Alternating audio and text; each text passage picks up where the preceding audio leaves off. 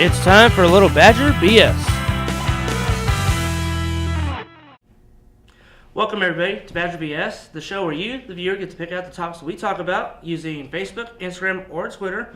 I'm your host Q, and today I have Hannah Overton, a graphic designer for the AC Ranger. Yeah, that's what I do. So graphic designing, does that mean like you design clothes for like cartoons? No. Mostly I just do things like, the layout of the page and add any little effects. It has nothing to do with cartoons? Not really.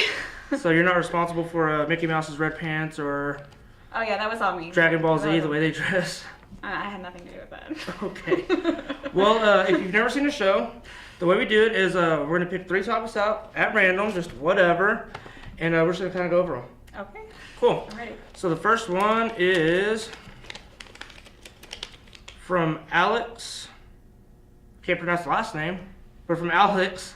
It says, Cub Renovations. What will it be mostly used for when it's done? What do you think it's going to be used for, the Cub, when it's all done and completely renovated? I got the impression that it was supposed to be like a coffee lounge where students could hang out and just, I guess, drink coffee.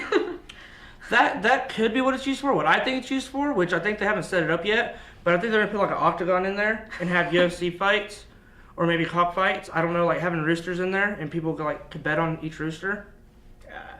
That seems plausible. That's in the works. That's what I think is going to go on. And the coffee shop. I don't know if I had the budget for that. Well, that's where you get the budget. Like people start betting on it, and that you take a profit, you take some of that profit, and then you make a bigger ring. I guess we're gonna not get government funding for that though. So who knows? Maybe we could. Illegal. Maybe people want to see UFC fights at Emerald College in the Cub. Maybe, I don't know. Let's see here. We got another one. This is from the AC Ranger staff. What's your favorite Sesame Street character? I would definitely have to say Ernie. I like Ernie. Ernie? Oh, no, actually Arthur. Arthur, I grew up with Arthur. Arthur's the best. Which one's Arthur? Arthur's the one. He's the aardvark with glasses and you know. Is that from Sesame Street? No, it's not from Sesame. It's from the show Arthur. Oh, okay. Did you know Yes, that show? I've seen it. Okay. I've seen it. Having plans isn't hard when you've got a library card. No. Reading Rainbow. No, my favorite Sesame Street character, I think I've already discussed this with my colleague, Braden Marquez, but Cookie Monster. Or yeah, maybe Animal, because me and him are a lot alike, like we're kindred spirits, so me and Animal are like a lot alike. Who's Animal? Animal? The one that has like crazy hair. Oh, wait. Okay. That's Sesame Street, isn't it? I don't know. I think it is. Animal I didn't should see be that episode. He's Sesame Street. He's like, he plays the drums a lot. And he's like, I'm Animal.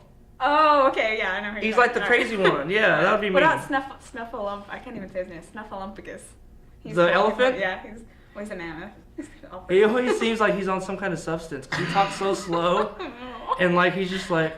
He's like Eeyore from Winnie the Pooh. He's on something. Eeyore is not on anything. He's just sad. Eeyore and Snuffleupagus are both on something. No. Maybe they share it. I don't know. The worst of characters. I'm not thinking the worst, but Snuffleupagus, he's always like lazy. He's like, hey man, let's go get some cookies or something, man. I thought that was Cookie Monster. He's all about cookies. He's with Cookie Monster. He's like, hey man, you're eating them too fast, man. You gotta savor it, man. And then Eeyore from Winnie the Pooh comes over. He's like, oh, all the cookies are gone. He talks all depressed. He's like, let's go bake some more. He's sweet. I'm gonna feel sorry for him. I like Eeyore. Okay, All right, let's see here. The last topic of the day is from Sydney Carlson. What historical figure would you most like to have a discussion with? You go first. I have to think about it for a second. Historical figure I'd like to have a conversation with. Macho Man Randy Savage just passed away not too long ago, and he's a historical figure. He was a WCW or WWF champion. I don't know if he's in history books yet, but okay.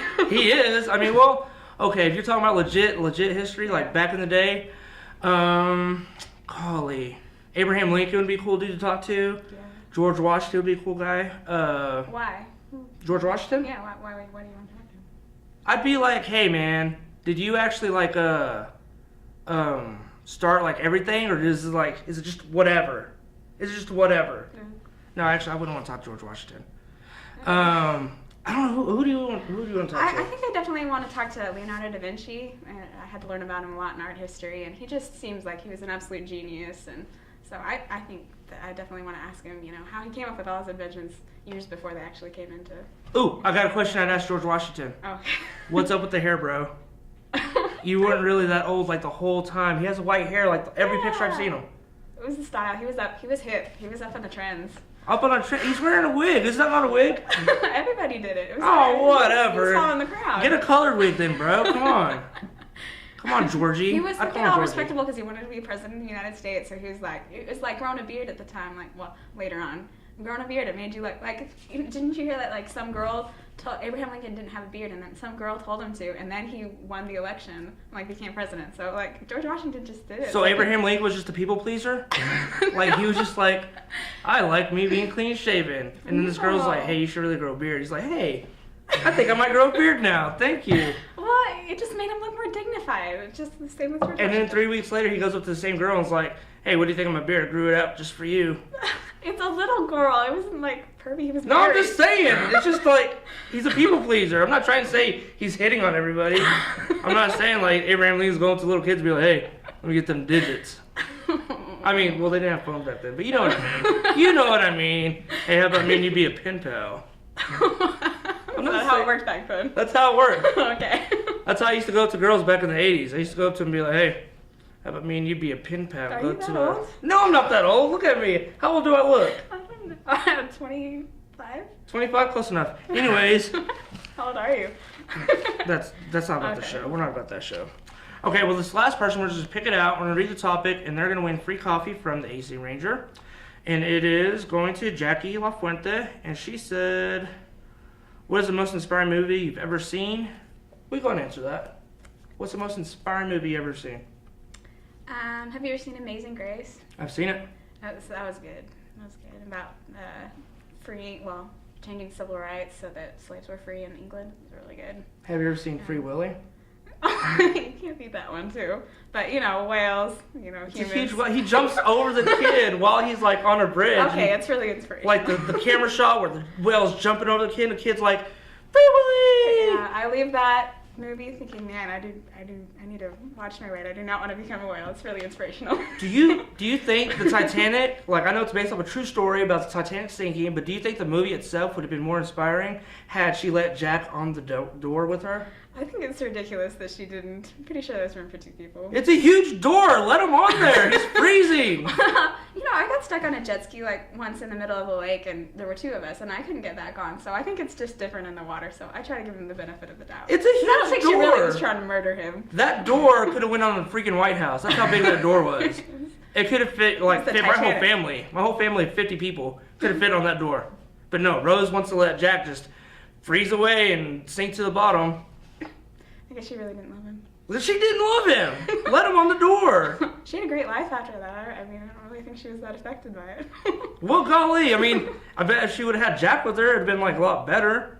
Okay. Whatever, Rose. You're just selfish. I don't like you.